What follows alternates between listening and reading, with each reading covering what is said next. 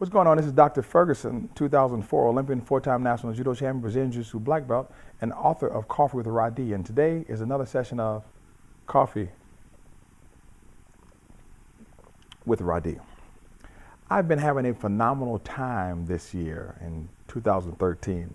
My son and my daughter have started judo again, and I own and operate a judo club, and I get to reap the benefits of not only a coach but a father, and seeing my children practice a sport that I love, a sport that I had the opportunity to represent the United States at the Olympics in, and a sport that, in my opinion, is one of the most difficult sports in the world.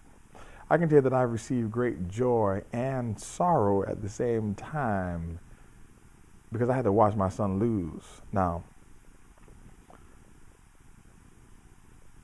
I never saw my son lose until this year. My son won the state championships before. My son has been pretty successful in terms of, like a field day at school or things of that particular nature. I'd never really seen my son get handled by another kid before. And that was humbling for me because I don't care who you are, who you think you are, all parents live somewhat quasi-vicariously through their children. They want to see their children win because they want to win, and they feel like if their kid won, they won. So what they'll say is, if their kid loses, they'll say it's not all about winning and losing. But that's kind of more for the parent than it is the child, because I told my wife when I left the tournament, I said, I think I took the losing harder than Rufus did. Because I almost had to go somewhere and sit down and get myself together. But the great thing about coaching at the junior level, at the cadet level, at the juvenile level, is you have the opportunity to shape,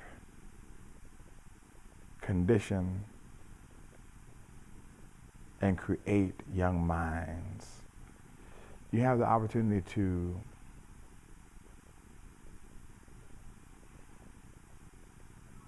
allow children to see the concept of equality and fairness in the realm of sport. You have the opportunity for them to see the principles of reaping and sowing in practice and competition. And you have the opportunity to teach them about being the hammer and being the nail. After Rufus lost his first tournament, we came home and we were around the dinner table, and we were talking about the competition. And Rufus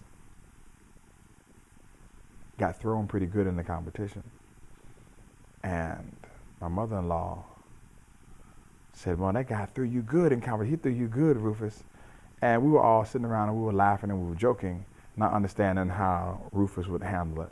And Rufus began to cry. And I asked him to walk around the table. I said, son, come here. I said, come here.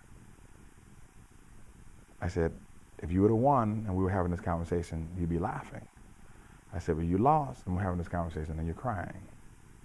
I said, I want you to look at these two pictures here. And I drew a picture of a hammer and I drew a picture of a nail. And I said, what is this? He said, this is a hammer. And I said, what is this? He said, this is a nail. I said, son, what does a nail do? He said, it puts things together. I said, correct. It puts things together. I said, and what do you use the hammer to do? The hammer hits the nail. I said, right. I said, and sometimes in life, you're going to be the hammer. And sometimes in life, you're going to be the nail. But if you are the nail, understand that when you're in your nail situation, it's okay, because that's the time and place where you're actually putting things together.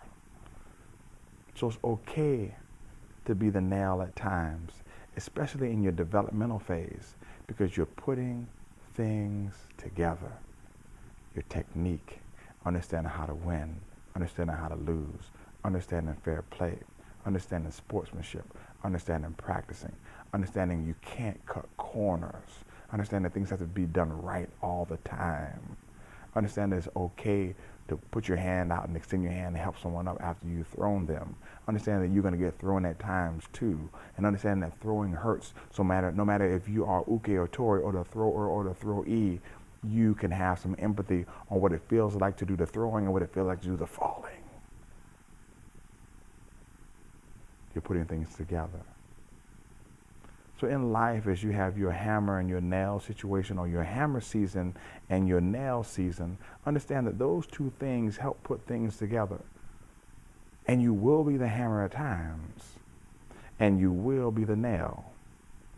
But when you're the hammer, don't forget that there are nails out there, and don't forget that your nail season is coming. And when you're the nail, don't despair, because you will soon be the hammer. But at this particular time, you're just putting some things together. This is Dr. Ferguson. And I hope and wish and pray that you can put some things together in your life so you can be more prosperous in the rest of your 2013. Take care and have a super fantastic day.